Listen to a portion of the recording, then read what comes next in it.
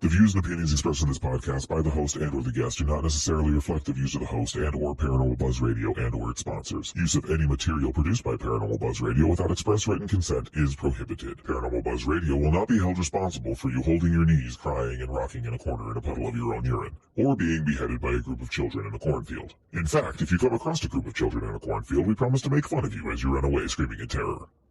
Listener discretion is advised. You are now entering the all-consuming realm of Shay's Paranormal Chat, where the things that are better left unsaid are actually said. Shut up and sit down.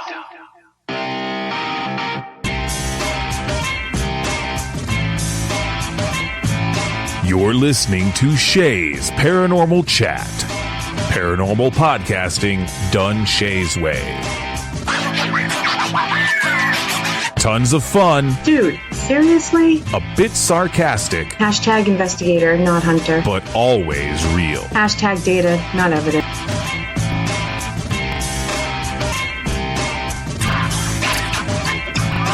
Don't get your panties in a twist. Oh my god, really? This is real, raw conversation.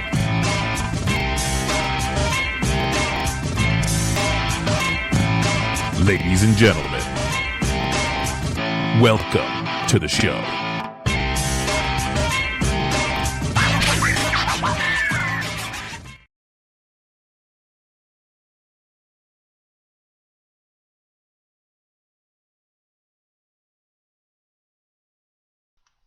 Hey everybody, TGIF. How's everybody doing? I hope everybody's holding up pretty good. I know we're all going through a lot right now. Before I introduce tonight's guest and co-host, I just want to remind everybody that you're not alone. We're all going through this together, and I want everybody to try to keep a positive attitude and try to keep their spirits high and hang in there. We're all, going through it, and we're going to try to make it to the other side positively. And I know there's a lot of sadness going on right now, and so I want to get back to throwing out some helpline numbers. If you are upset, depressed, need somebody to talk to, the suicide prevention line is 1-800-273-TALK, 1-800-273-8255, or you can always text home to 741-741. We all need a little help sometimes, so if you need help, reach out to somebody. Reach out to a loved one. Reach out to me. Reach out to the hotline, because we have a lot going on in the world right now. Without further ado, I want to introduce my special guest co-host, Mr. Darren Buss. Hey everybody, welcome to chat. Thank you, Shay, for having me on. Oh, thank you for helping me out tonight. I really appreciate it. Anytime. Thank you. And so tonight we're going to be talking about hypnotherapy, past life regression, and all kinds of fun stuff with Steve Burgess. How you doing? Hi Shay. Hi Darren. Nice to be with you. Welcome to the podcast. Thank you. Welcome to the craziness. It's the same over here in the UK. Right? Yep. I just I want everybody to try to stay positive. So that's why I gave out those numbers. I know some people are having a hard time right now. So yeah, a lot of chaos. A lot of chaos. Yeah. Yep. So I'm going to do a quick few shout-outs here to the first people in chat. And the first ones in chat tonight are Christopher, Rebecca, Holly, Mama Deb, Angie. Scrolling as quick as we can. Matt's in there. Darren's in there.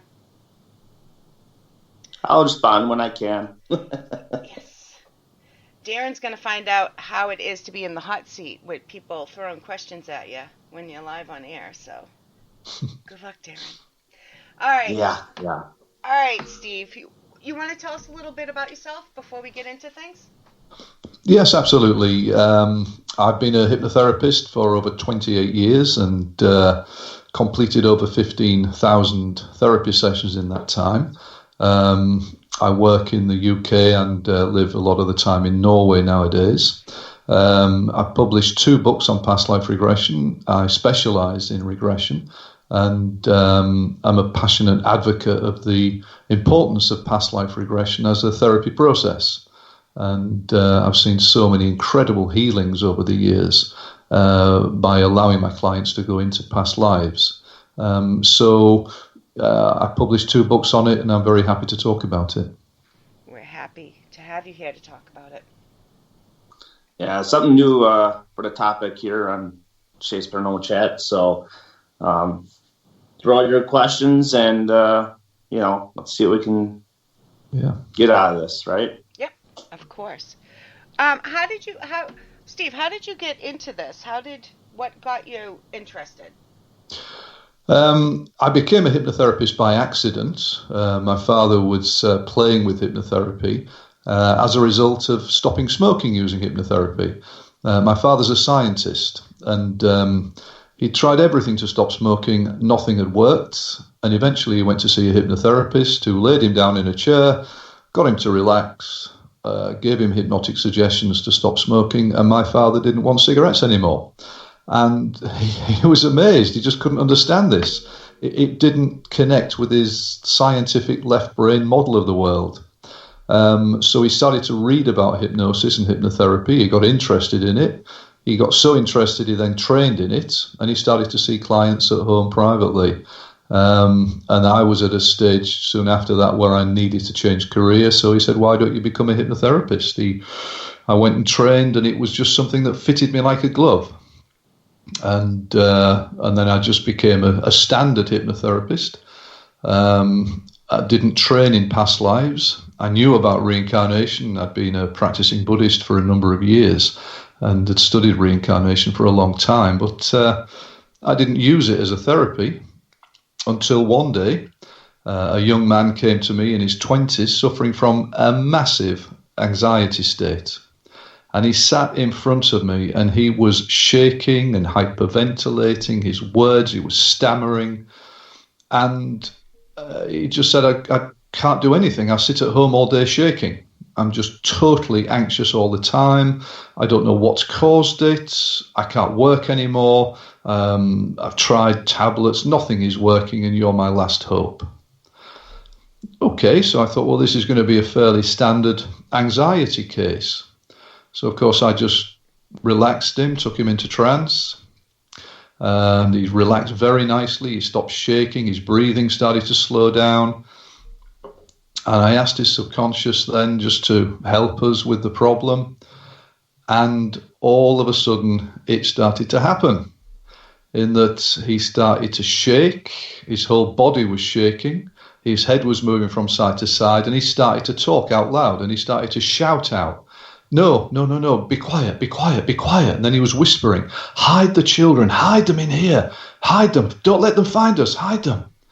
And this went on for a few seconds. And of course, I'm sitting there thinking, what is this? What's going on here? This isn't in the script. And he was quiet and shaking, and all of a sudden he started to scream at the top of his voice, "No, no, no, the children, not in here, hide the children, no, not the children." And he was screaming and screaming, and suddenly he just went,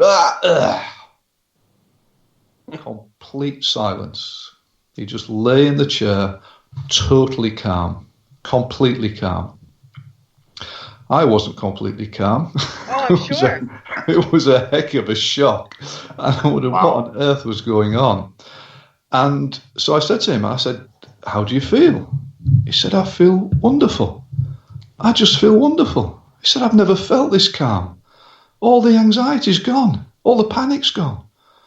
So I said, "Well, what were you experiencing there?" He said, "Well, I was a man and my children were with me and soldiers were trying to find us and we were hiding from soldiers. And then they found us and they shot us all and we all died." He said, "What was that?" I said, "Well, I think you've been in a past lifetime."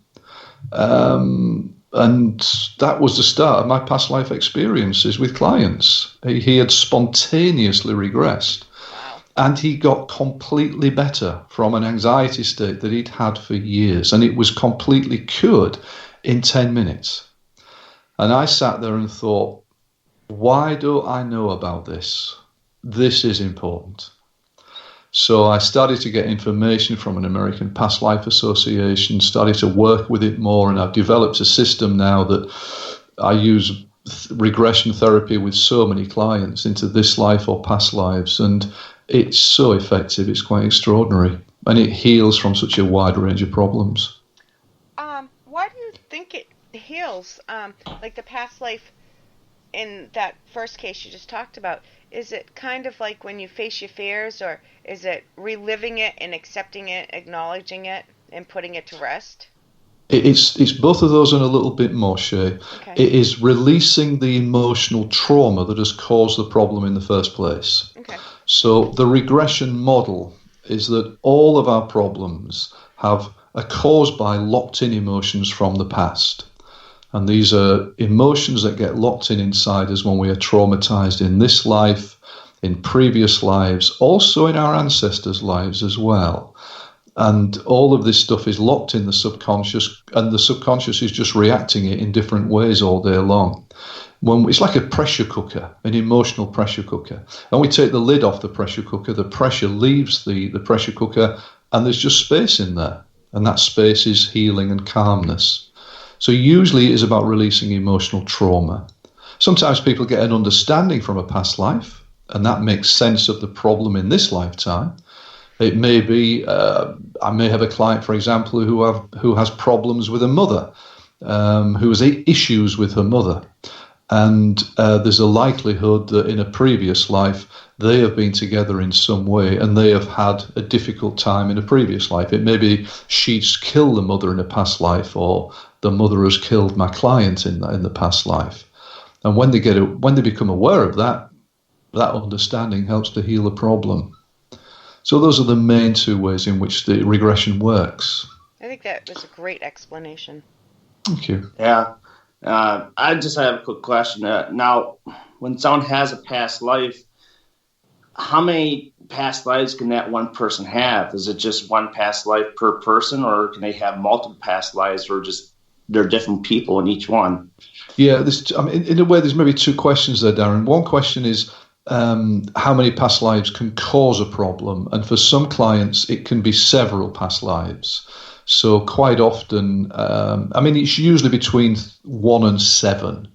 More often than not, there are 3 past lives. It's unusual for them to be more than 10. Very unusual, but occasionally it is the case.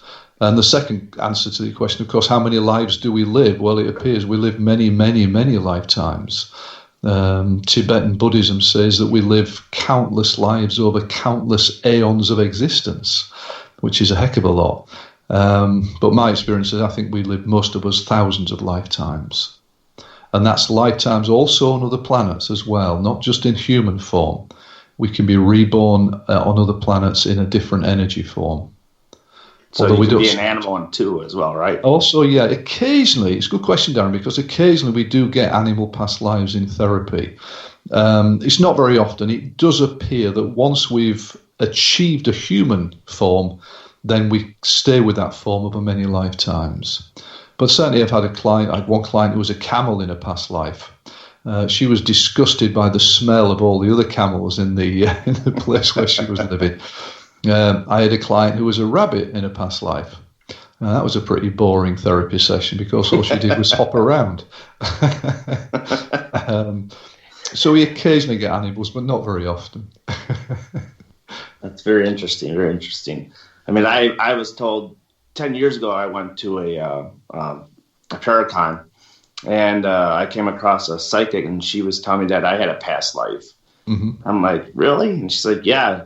It's like you were in the medieval times, and how you died is you got stabbed in the back. So I'm like, wow, well, that's interesting, because that's now I know why when I run up the stairs, I get the feeling someone's coming after me from behind. Oh, really? Interesting. Mm-hmm. And I tell you what, sometimes the stabbing in the back in a past life often connects to a person in this life having what I call a betrayal issue, which is where they have a thing about people betraying them. And they're often very bothered about that. It can be quite a big thing for them. And I'm just thinking about one client. She had very bad psoriasis because skin problems are usually caused by locked-in anger. It doesn't matter what the skin problem is, whether it's eczema, psoriasis, whatever. And she'd certainly been stabbed in the back in several past lives by people who she trusted. One, she was in Egypt, and she was stabbed by, she thought she was quite high up and safe, but people came for her and stabbed her in the back. And it was also a theme in this lifetime, in work as well. She was quite a high business executive, and she'd been toppled from, she was actually she used to be a newspaper editor, and she was toppled from the job by people stabbing her in the back. So it's like a theme that follows from life to life. And of course, the good thing is by releasing it now in this life, it gets rid of it forever. So she doesn't have to, in her future lives, suffer from betrayal issues or people stabbing in the back. Interesting. I always mess this word up. So I don't even know. I did a show yesterday, and I went to repeat it after the woman said it to me, and I still messed it up. Holly's asking me to ask you about Akashic records. Akashic records. The Akashic. I think it's records, a mass thing. I can't. It's a weird name, isn't it? Weird word, yeah. Yeah, I can't. What do you do? You believe in them? What do you think of them? Well, I mean, I don't disbelieve or believe. I mean, in my terms as a therapist, I don't particularly use any techniques to get clients to open up what are called the Akashic records. There is this idea that everything that we've ever experienced over every lifetime is in a record somewhere, almost like it's been written down in these massive great filing cabinets.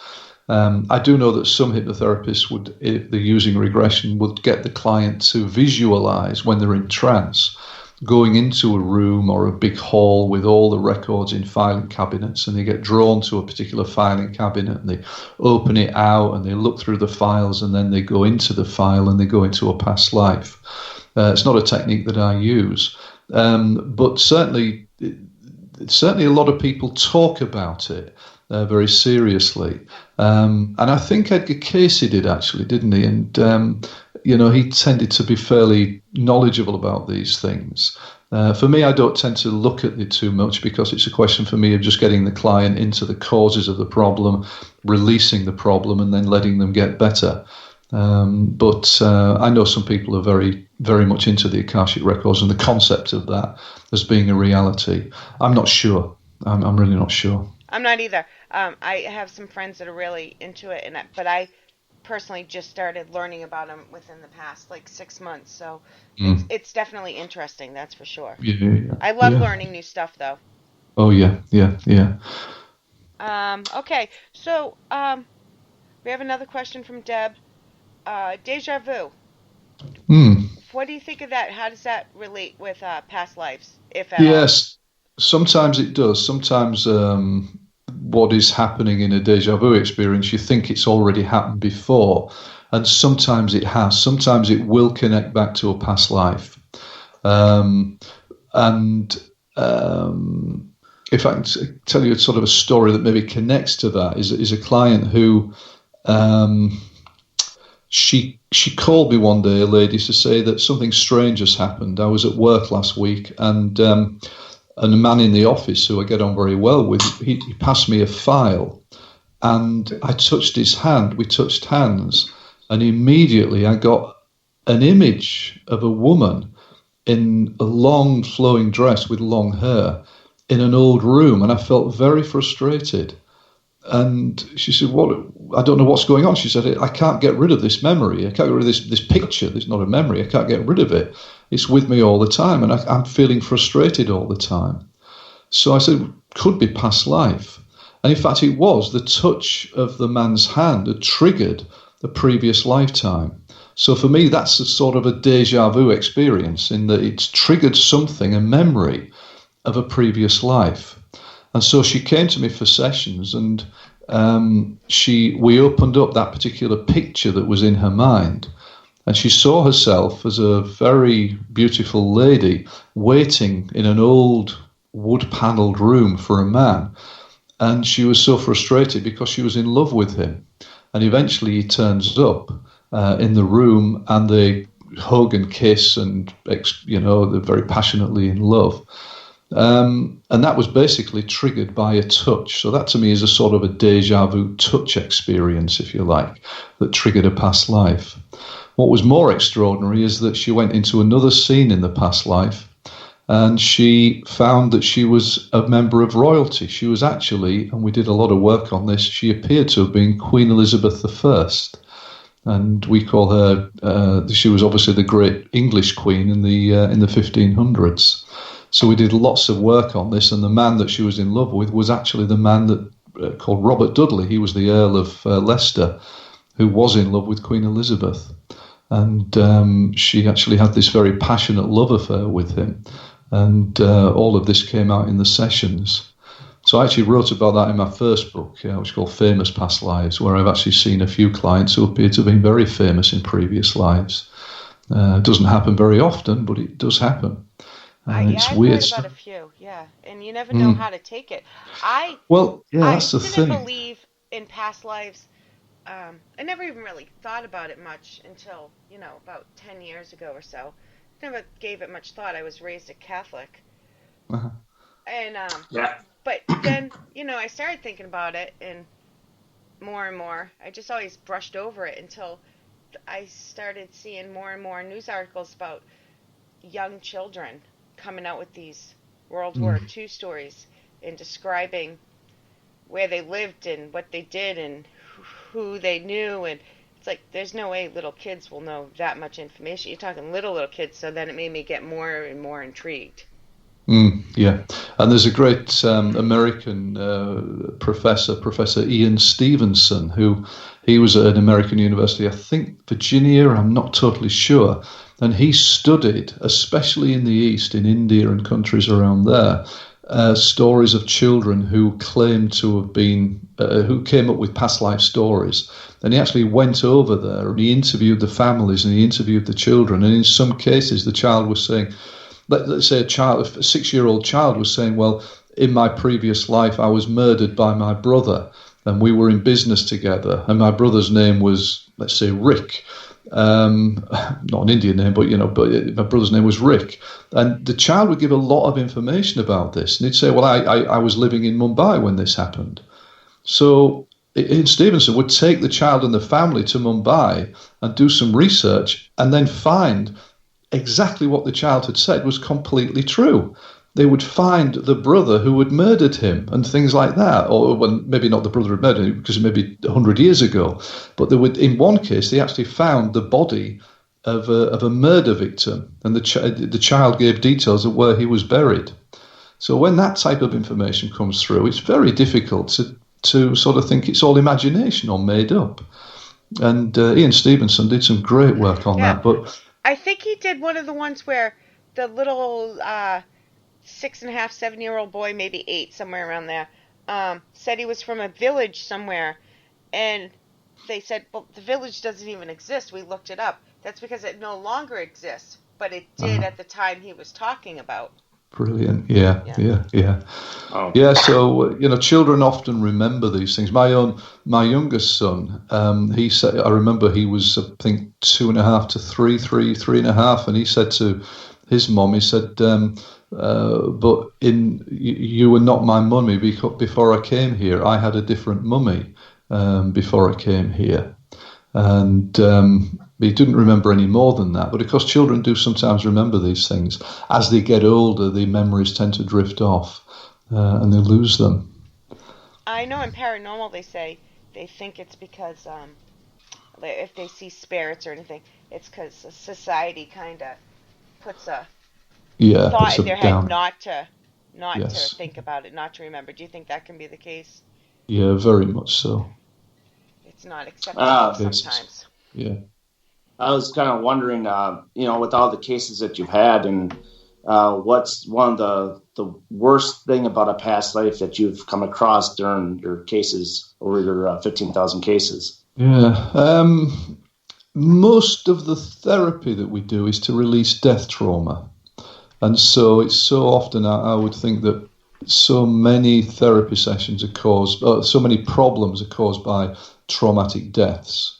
And so what we're often doing is releasing a horrible death. And I mean, you know, you name it, my clients have been butchered in so many hideous, disgusting ways. You know, there's no wonder they've got a problem because of the horrors of what they've suffered in a death trauma. They're very lucky if they die quickly. And that can still be trauma. I've had a lot of people in wartime who get blown up and shot and die very quickly. But then there are other people who were butchered and tortured and have to go through masses of torture. Got a client in Trondheim at the moment in Norway, and in one of her past lives, this was in the Second World War, she was a Jewess who was tortured by the Nazis. So she stood up them. And what they did is they'd strapped her down and they would torture her. She was also pregnant, so they cut the baby out and killed the baby in front of her. And you know, you can imagine the brutality of that. Was horrific. Now, of course, when I talk like this, some people get very shocked because they say, "Well, that must be terrible for the client. That's a terrible thing. Why would they want to remember that?" Actually, the subconscious protects them. If they're not able to take it, they don't see it. It's like when we do regression on a child. I regress children from 7 upwards, and they can experience past lives, but they don't go into the traumas like an adult will because they're not ready for it. So the subconscious protects them.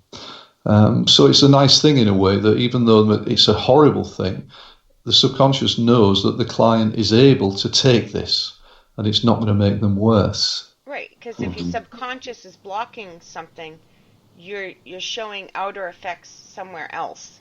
Yes, perfectly. That's absolutely the case. Yes, that's absolutely the case. Yeah. Yep. So we got to get to the cause of it. I call it cause and effect therapy. You know, a client comes in with dog phobia, terrified of dogs. That's the effect. What's caused it? You don't catch a phobia by sitting next to somebody on the bus who's frightened of dogs. It's caused by something.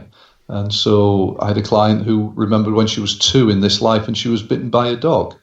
She'd forgotten about that, but in the trance session, she remembered it. And she released the trauma, released the emotion, and then she was quite happy with dogs after that. Aww. So it's cause and effect. That's basically what we're doing. Yeah. I love and just going back to your question again, Darren, actually one of the worst deaths that I've ever had was on myself in a past life. Wow. And, I don't see my past lives. I actually feel them and I get a sense of them. And I had been on a 13-day shamanic retreat over here in the UK, which is an enclosed retreat where you were only allowed to do this retreat once in your life because it really does move you on in a big way and get rid of a lot of your stuff. And that's the technical word I use, emotional stuff. I came off the retreat and I was very angry for a week. I had a lot of anger. And I suddenly realized basically the retreat hadn't cleared my stuff. It had brought something to the surface, but it was not released. So I took myself into trance, and then I went back into a past life where I was hung, drawn, and quartered. And if you know anything about English history in the sort of 1600s, they were very much into torturing people, and what they would do to kill you, and they would make this last for hours sometimes, is they'd hang you until you were nearly dead in front of a crowd, cut you down, and then in front of the crowd they would open you up. They call it quartering. They'd open your guts up, pull your stomach, start pulling your guts out. While you're still alive. While you're still alive. Yeah. And making you suffer as much as possible. And I experienced this, and it was. I do a lot of regression on my own because I'm so experienced at it, of course. I wouldn't want my clients to do this, but it was a horrible death, and it was made worse by the fact that somebody watching who had betrayed me And it was a man who happened to be my wife at the time in this life. So my wife in this life had betrayed me in the past life. She was a man, and she'd caused me to die so horribly. And that was part of the trauma, actually. It was probably worse than having my guts taken out, I think. Right. So it wasn't fun. But I always say I always go further than I've taken all my clients. So, just to make sure it's all safe and effective. Do you think that happens a lot? People meet up from past lives? All the time. So a lot of people use the word soulmate, but I know you're a professional. I don't want to, but they meet at somehow reoccurring. Yeah, soulmates, there can be different types of soulmates, but it appears that we live in what were called clusters of souls or groups of souls. So within a group of souls, there are some souls, let's say, that are closer to the center. If we're right in the center of a whole group of souls, which are all clustering together, if we're in the center, the ones that are closest to us in that center are the people who will reappear life after life with us in significant roles like parents, lovers, etc., etc. And the people who are on the outside of the clusters are people who will just in small ways and not have very significant roles. And so we do appear to live many lifetimes around each other. And I found many relationships problems actually come from past lifetimes. And if a couple, a husband and wife or partners are having problems in the relationship, there is a possibility that there's some past life stuff which is surfacing and which needs to be released, which needs working on. If you can work on it, release it, then the relationship starts to come back together again. That makes sense. And so, so a lot of the time, we can actually heal relationships with this stuff, which is quite remarkable. It is. And you're talking back here about, the worst death and all that stuff. Now, with these people that, perform these acts on others in their past lives, do you think that in this life, is that what they translate to be like criminals or killers in this life? Sometimes. It can sometimes be that it's almost like an energy that is coming through. It may be over several lifetimes. I mean, we've got to remember, if we have lived many, many lives, thousands of lives, then this is a long-term thing. And so we've all killed, we've been killed, we've raped, we've been raped, we've loved, we've been loved, we've been everything over many lifetimes. So some people say, well, what if I do a past life and I find out that I was a Nazi and I was horrible?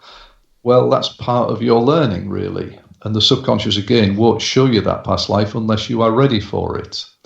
But we don't get many past lives therapy sessions where a person is the aggressor. Usually it's where we are victims.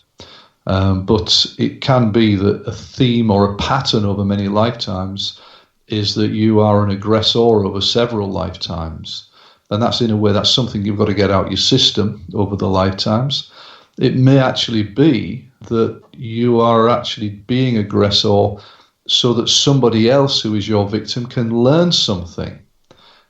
So sometimes it's not always about our own karma. It's about helping somebody else with their karma. It almost sounds like you're talking about soul contracts. Am I kind of? Maybe? A lot of that, I think so, and I think a lot of that goes on, especially with the souls that are close to us. And if we can be aware of that, I mean, I know there are some therapists will take a client into the spirit world, into spirit before we are born. So we'll regress back in this life. We'll go all the way back through childhood, back through the time of birth, back through the time in the womb, back into the spirit to a time where we're looking at the life we're about to live in, about the life we're going to come into now, and we can get a sense of what we need to learn. That can make life a bit easier to get through as well. If we know that there are some sticky patches and we're learning through those sticky patches. And we all have sticky patches, of course, in life at some time. But that knowledge, that awareness can make it easier for us to get through. That's awesome. Yeah. Excellent response. I was just told my mic was really low, and that's because I have a house full of people that we're all confined to the house. So I turned it up a little. I hope you guys can hear me better. Sorry about that. Yeah, you sound good. Okay. You sound good. Thank you. Anybody got questions in chat? Lots of comments. They're sharing their stories in there. I'm looking for questions. While I look for questions, you want to throw out your new book and where they can find it, Steve? I'm very happy to share. Thank you. Yes, the book is called The Power of Past Life Regression. The Power of Past Life Regression, and it's by 6 books. It's available as an ebook. It's available as a paperback. All the outlets will be selling it, Amazon, etc., etc. In fact, I've just got my first 5-star review on Amazon today for the book. So it's available in all places or anywhere you can buy good books, basically, and online. I do have a free YouTube channel as well, which contains 17 free hypnotherapy recordings, and that's called Hypno for All, which is HYPNO, Hypno number 4 ALL, Hypno for All. I'm a great passionate advocate about the importance of hypnotherapy, how it can help people to heal. And of course, not everybody can afford to see a therapist privately. And also some people are a bit unsure about it. If they can experience some hypnotherapy for free, then it hopefully will mean that not only are they healing, but also they're more able to understand how important hypnotherapy is as a healing process. So I've put out these free hypnotherapy recordings, and I just love people to go on there and listen to them and enjoy something out of them. So that's Hypno for All. Now, and if people want to look at me, it's... Sorry, go on, Sharon. I'm sorry about that. If somebody... That's okay. Because obviously we can't come overseas to see you. But if somebody wanted to do this, what criteria, what should they look for when they're seeking a good hypnotherapist?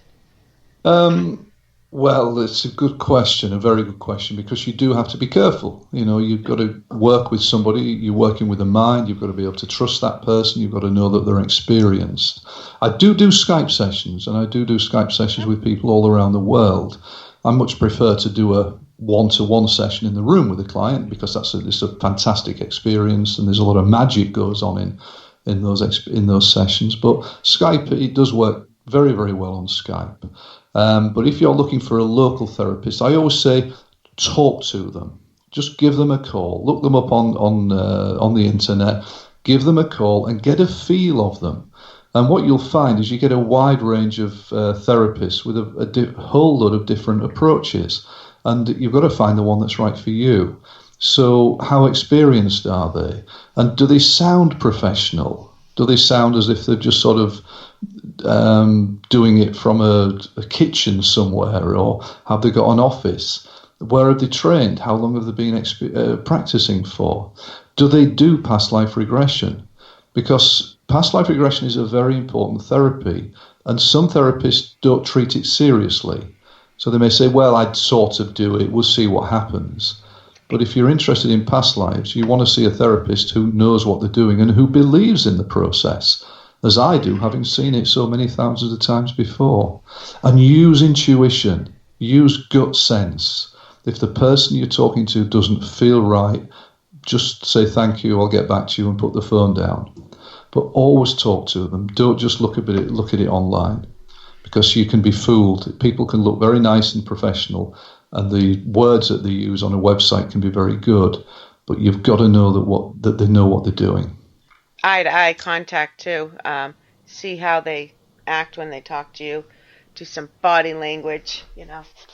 Of course. Have you ever gotten somebody where you couldn't get them out of hypnosis? No. Oh. No. Okay. No.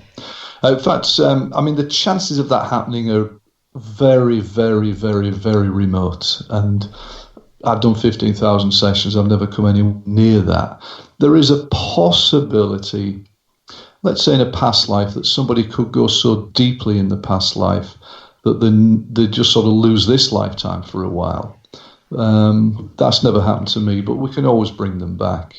But I put safeguards in so that the client is always connected to my voice, and they will respond to my voice throughout the session. And then there's no problem in terms of losing them for a while. I think there was an old past life therapist in the 60s who wrote a book, Jeffrey Iverson, and he had somebody who was in Nelson's Navy in a past life below decks on one of these old warships, and they went into battle, and suddenly a cannonball smashed through the side of the ship and took this man's leg off in the past life. And in this life, the man was screaming and yelling and screaming and yelling and writhing.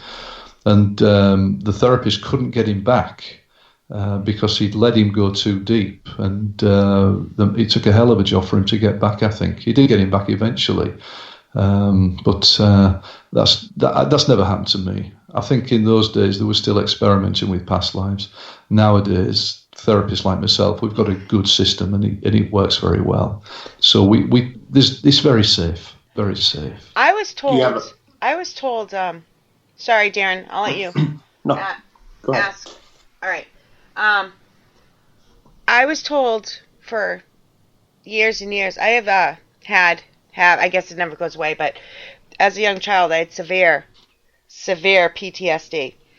And I was told to never be hypnotized. Is that because they didn't know much about it then? Yes. Yeah, very much so. Because it can really help with PTSD in a big way. So I've had a lot of clients over the years with PTSD, and as long as you do it safely and use the safeguards, then it is very, very effective. Yeah. Although having said that, with PTSD, to be honest, I do prefer to use EFT, the tapping process, because that also works very well. What is that? EFT, it's called emotional freedom technique, and it's where you tap on different points on the body to get rid of problems. Some people call it psychological acupuncture, because you're using acupuncture points and you're tapping on them while you tune into the problems. And that can work very well with PTSD. So I remember one client who came with, it was an ex-soldier, a bit like your Vietnam vets, of course, who was still suffering from, in fact, the creator of EFT, Gary Craig, went into a Vietnam vets institution for a week and worked with quite a lot of the veterans who were being severely traumatized and still suffering from trauma. Got incredible results using EFT, helping them in a big, big way, and was completely ignored by the medics and the psychologists and psychiatrists in the hospital. Even though he'd done such fantastic work, they didn't want to know. But EFT is wonderful for working with post-traumatic stress disorder. It really is. But hypnotherapy can help, regression can help. I've certainly had clients over the years with PTSD. It's often past life. It can be, of course, childhood trauma, but it's a question of releasing it and getting the person better. Yeah. I was just wondering, what's one of your favorite cases that you had and greatest accomplishment that you had to overcome? Gosh, there's so many. I mean, the book is full of the stories. I've absolutely crammed the book full with the client stories, what happened in the past lives, how they were when they first came. I had one client, let me just share with you, he's called Colin, and he had several past lives. He had an anger issue, really bad anger issue, and he was married to a counsellor, a talking therapist, and they loved each other to bits, but he would just fly off the handle sometimes for no reason, and it was obviously going to spoil the marriage if they didn't do anything about it. And he had several past lives. The first past life, he was killed by the Romans, and he was supposed to be guarding his village, and he wasn't concentrating. He was a young man, about 20 years old in the past life. He wasn't concentrating. The Romans came in, killed everybody. So, of course, he was angry with himself that he'd let everybody down. He felt very, very guilty. So that was the first past life. Second past life, he was fighting in the colonial wars in America in the 1700s. He was a French soldier, and the French were being helped by some Native Americans to attack a British fort. But what happens is they attacked the fort and got captured, and then he was hung. And so he had to go through the death experience of that. But what was worse for him is that earlier on in the life, he was a soldier and he killed somebody who he shouldn't have killed. He killed a husband and wife, and he felt a lot of remorse for that. So again, he was angry with himself for doing this and very guilty. So the anger was coming through from the past lives. As we were working through these past lives, the anger's getting easier and easier. He started to become much lighter in himself. He died in the Second World War in a bomber fighting for the British. But of course, he felt responsible for the rest of the crew because he was the pilot. So he felt a lot of guilt. So the guilt was playing around inside him. Later on in another life, he was a Japanese warlord whose wife was killed, and so he went to war with the people that killed her. And he smashed the other people's army with his troops, but he felt guilty that he'd not protected his wife. So again, there's guilt, there's anger, and this is all churning around in his subconscious, and it's pouring back into himself. In another life, he was... Oh, that's right. He was a young man whose father threw him and his sister out. His sister got pregnant to one of his father's friends, and the anger was massive, absolutely massive against his father in that lifetime. So these are sort of the type of stories we hear in past life therapy.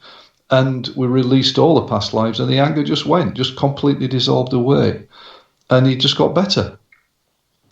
So that's one. I mean, I had many clients, but clients with phobias, with anxieties, physical problems. They're classic past life problems.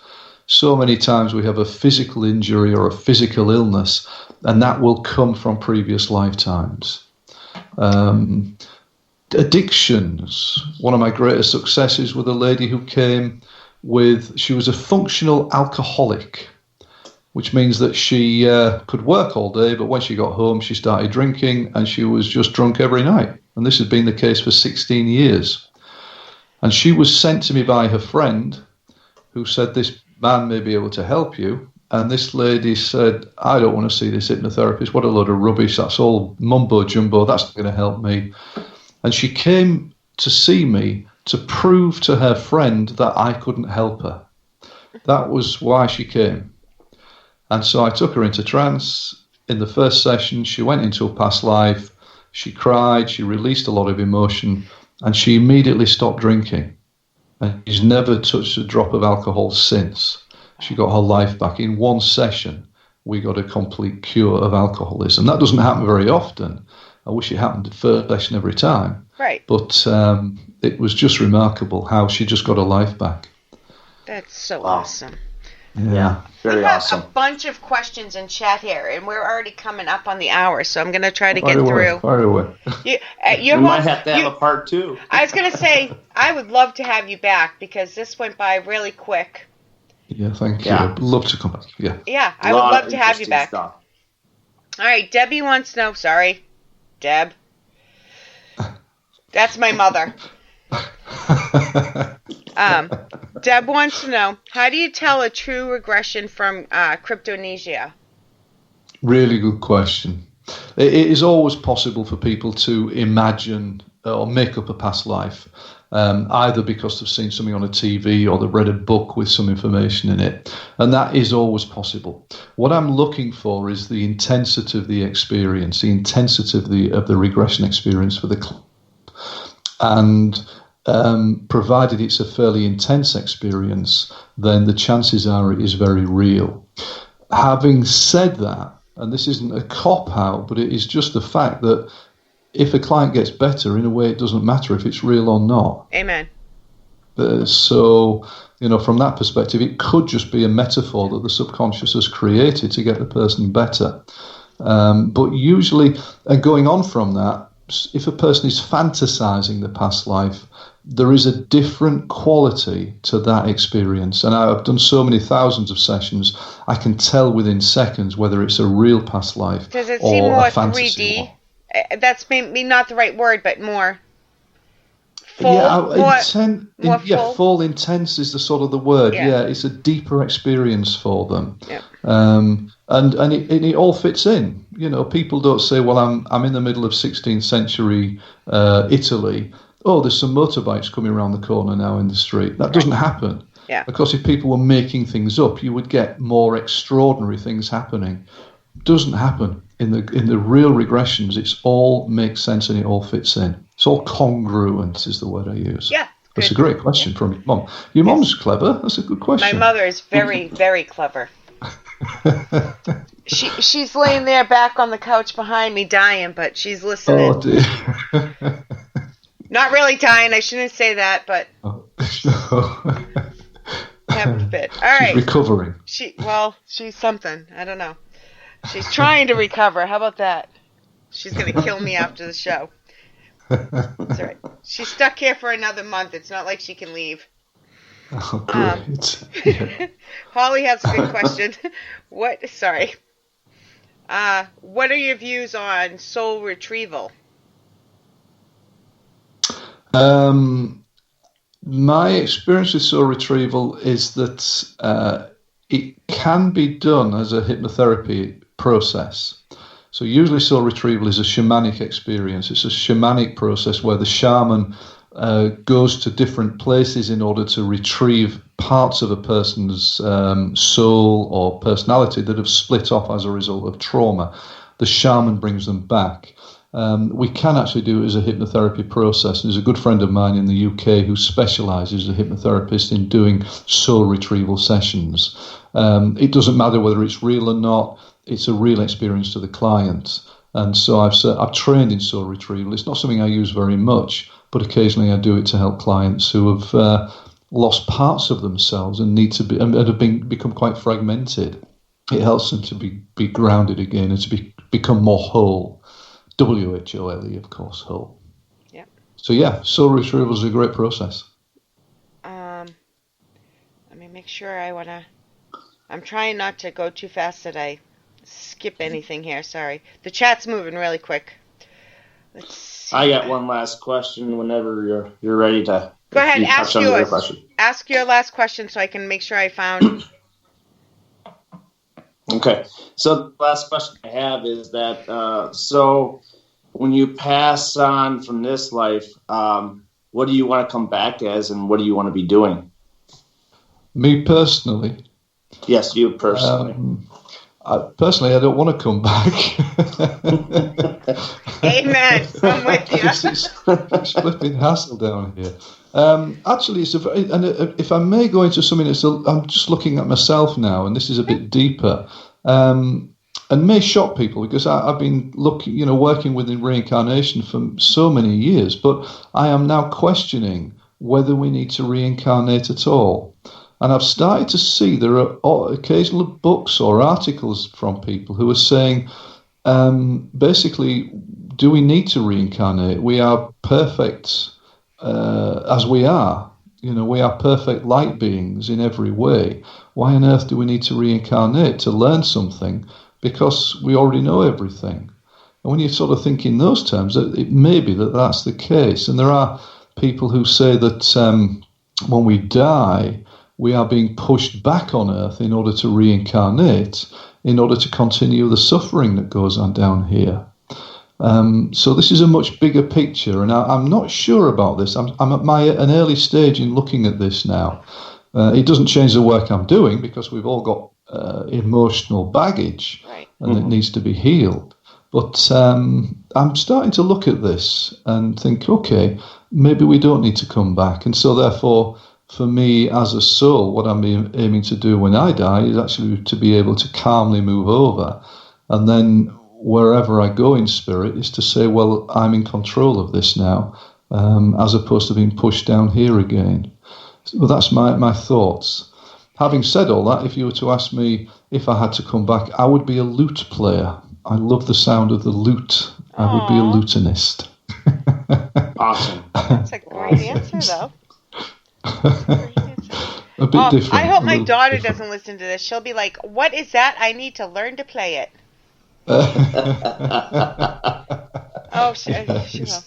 All right, we have a few more questions here. I know I said only an hour. Guys, by the way, it is like 2 a.m. for Steve, so I'm going to try to get through these questions as quick as possible here. They're awesome questions, so I don't want to miss them. Like I said, interactive chat. Yep. Have you ever, this is from Holly Mullins. Love you, Holly. Have you ever had someone you couldn't get under hypnosis? Oh, yeah, very occasionally. First of all, we don't go under hypnosis, we go into hypnosis. I misread it. Sorry. Yeah, okay. So we go into hypnosis. Hypnosis is natural. It's a completely natural state. We all go into trance many times each day. But some people, not many people, they find it difficult to get in. And so occasionally, probably once every 4 years, I get somebody who cannot be hypnotized. Either they won't let it happen or they're very left brain. But I would say we can all be hypnotized. But for some people, occasionally it's not too easy. And they maybe need to practice a little bit more before they do a regression session. Is it kind of Hopefully like that answers the question. They have to open themselves up? Maybe they're not allowing it? Is that what you said? Sorry, I was reading. That's okay. To be honest, it's usually a man. It's usually males. I'm sorry to say, most women are very open and allow things to happen. Men, unfortunately, most men are controllers, and some men are just archetypal controllers. They will not let go. And with that type of person, then, the chances are it isn't going to happen. Yep. Okay. I can see that. I don't have a lot of time for men. The way that we've screwed the world up and the way we screw women up, I've seen so many women who have come to me with problems as a result of men and relationships that you tend to lose. At times, I'm ashamed to be a man. I'm sorry to say. Well, yeah, but I think sometimes women make up for it. Then we can't always be that great either. But I hear what you're saying. Yeah. I get what you're saying. Yeah. All right, Miss Rebecca Williamson wants to know, can you remember past lives on your own, like maybe in dreams, or is it just hypnosis? No, you can. Good question. Very good question. Yes, you can. Dreams are very often past lives experiences, and sometimes just by giving yourself a bit of quiet time and imagining you going back into the past, you can actually access a past life. It's usually best done with a therapist, of course, just to be safe. But yeah, and sometimes they come through quite spontaneously. Sometimes something can trigger them. You can read a book about something and all of a sudden you think, gosh, that triggers me. I remember something about that. So yeah, we could, all of these, it doesn't need to be in therapy that you go back into past lives. I have one more question. Hold on. I'm getting there. She finds it faster than I do. Well, I have to go up and down. I have to go back. I have to scroll all the way back up to the top to see what people are saying, and then I have to go back down and find the question. All right. You kind of touched up based on this a little bit, but John wants to know, have you ever had someone make something up? And if so, how did you know they made it up? You want to just touch base on that again real quick? Yeah, for me, there's a different quality in the session. What happens is that the regression becomes more like a fantasy, and it becomes less real. It's much less real than an actual past life memory.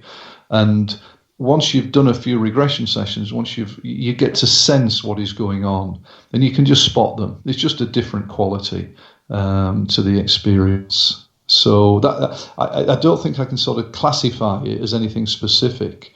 It's almost like it's a hunch you have, a gut feeling almost as well, based on experience. This doesn't feel right, but there's often a fantasy-like element that creeps into the past life, and then you start to think, no, this isn't real. Yep. You can also ask the subconscious. You can ask the subconscious if it's real. I use a technique where the client's subconscious says yes or no to me by using a finger or a hand. And sometimes you can say, is this a real past life? And it may say no. Okay, it's come through for a reason. Well, we go with it. But it actually may not be real.